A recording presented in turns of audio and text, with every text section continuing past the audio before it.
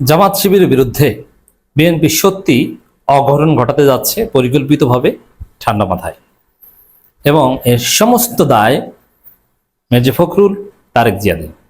বিএনপির হাইকমান্ডের নির্দেশে পরিকল্পিতভাবেই ঠান্ডা মাথায় তারা জামাত শিবিরকে হত্যাযোগ্য করে তুলছে, জামাত শিবির নির্মূল করতে চাইছে।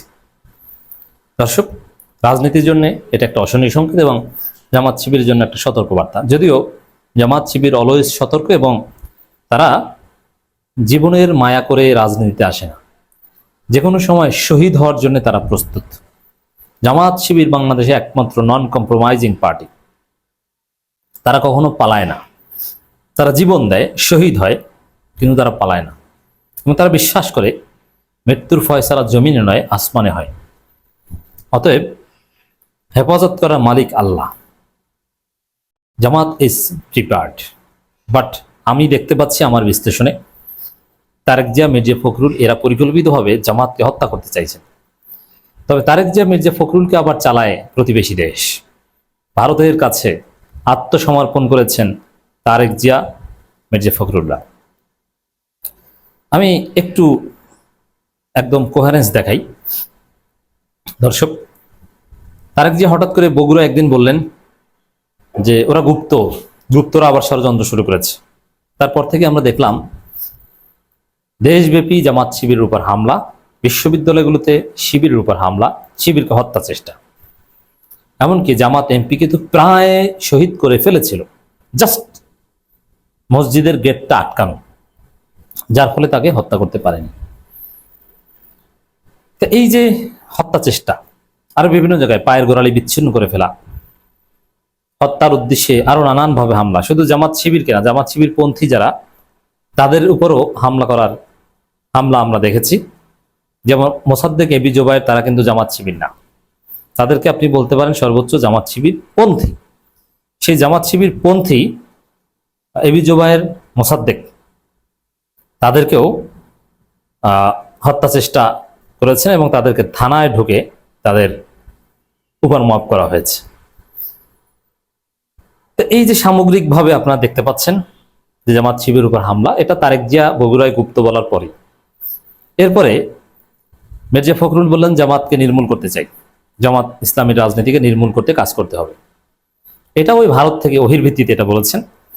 এবং তারেক জিয়ার গুপ্ত বলা, ছাত্র দলের হামলে পড়া, যুব দলের হামলে পড়া জামাত এমপি এবং শিবির নেতাদের উপর, এবং মির্জা ফখরুল ইসলাম আলমগীরের জামাত নির্মূল করার ঘোষণা, এগুলো সব একই সূত্রে কথা।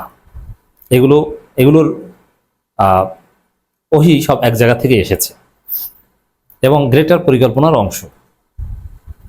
এগুলো যদি বিচ্ছিন্ন হতো, অথবা এগুলো যদি তারেক জিয়া এবং মির্জা ফখরুলদের দায় না থাকতো, তাদের পরিকল্পনা না হতো, তাহলে অ্যাটলিস্ট থানা মামলা নিত।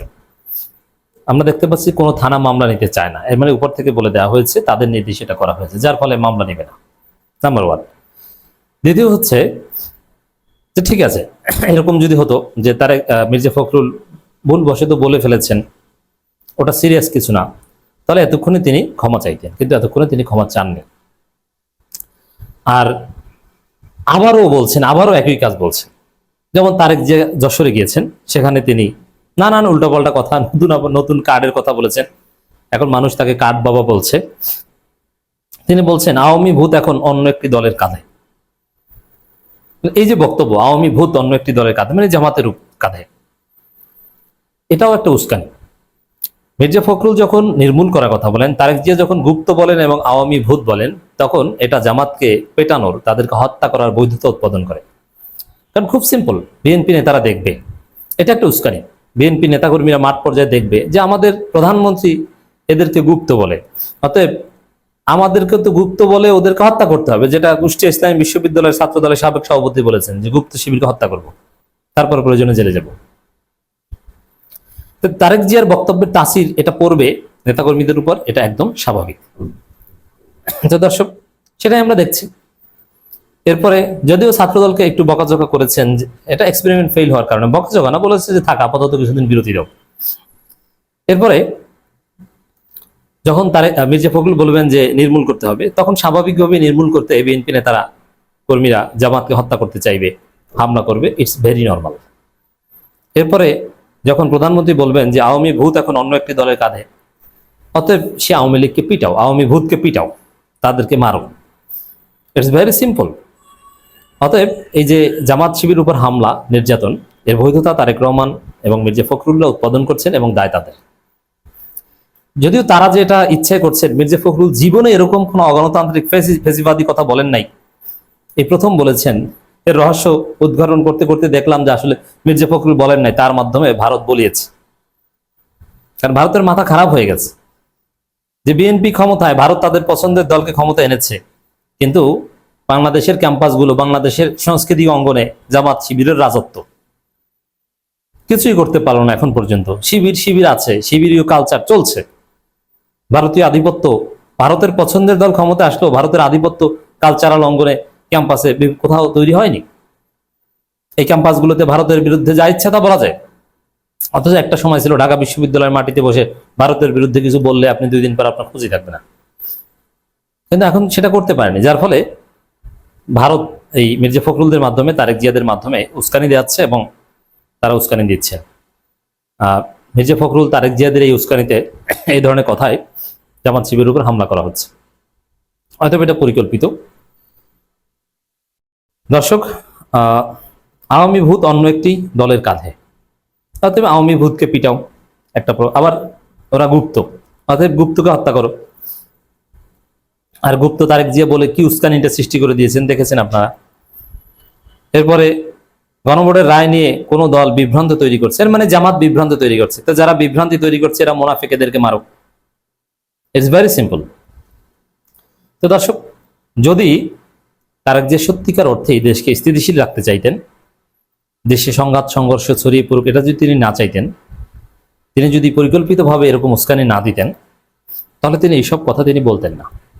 তিনি বলবেন উন্নয়নের কথা, তিনি বলবেন সমস্যা সমাধানের কথা, তিনি বলবেন একসাথে ঐক্যবদ্ধ ঐক্যের কথা। তিনি জামাতকে বুঝাবেন যে ভাইরা, আমি তো আছি, আমি জুলাই সনদ বাস্তবায়ন করবো, please believe me, trust me. আসেন আমরা কালকে আলোচনায় বসি, একটা রোডম্যাপ দিক যে এইভাবে এইভাবে অক্ষরে অক্ষরে জুলাই সনদ বাস্তবায়ন করবো। আসেন বসি। জ্বালানি সংকট মোকাবেলায় যেভাবে ঐক্যবদ্ধভাবে কমিটি গঠন করা হয়েছে, আসেন এভাবে কমিটি গঠন করে। তিনি রোডম্যাপ দিয়ে ক্লিয়ারলি এটা বলতেন না, তিনি গুপ্ত বলে গালি দেন, তিনি আওয়ামী ভূত চেপেছে, যে উদ্ভট কথা। দেখেন, আওয়ামী লীগ বা আওয়ামী ভূত, এটা আওয়ামী লীগ ক্ষমতায় থাকা অবস্থায়। আওয়ামী লীগ যখন বিরোধী দলে ছিল তখনকার আওয়ামী লীগ নিয়ে কোনো সমালোচনা হচ্ছে না। আওয়ামী লীগ ফ্যাসিস্ট বা আওয়ামী লীগের বিরুদ্ধে যত অভিযোগ, এটা ক্ষমতাসীন আওয়ামী লীগ। অর্থাৎ ক্ষমতায় যারা, ক্ষমতায় যাওয়া ছাড়া তো আওয়ামী লীগ হওয়া যায় না। এখন ক্ষমতায় বিএনপি, তো জামাতের উপর আওয়ামী ভূত চেপে বসে কিভাবে? এটা তো উদ্ভট। আর আওয়ামী লীগ বিরোধী দলে থাকা অবস্থায় কি করেছে এটা নিয়ে কোনো সমালোচনা হচ্ছে না বর্তমানে। অতএব তারেক জিয়ার যে কথা, এই কথার কোনো ভ্যালু নেই, বরং এগুলো উস্কানি এবং জামাত শিবিরকে হত্যাযোগ্য করে তোলে। এটাকে আমি অশনি সংকেত হিসেবে দেখছি। তারেক জিয়ার এই উস্কানিমূলক বক্তব্যে বিএনপির মূর্খ নেতাকর্মীরা ট্রিগার্ড হয়ে অঘটন ঘটাবে দেশব্যাপী।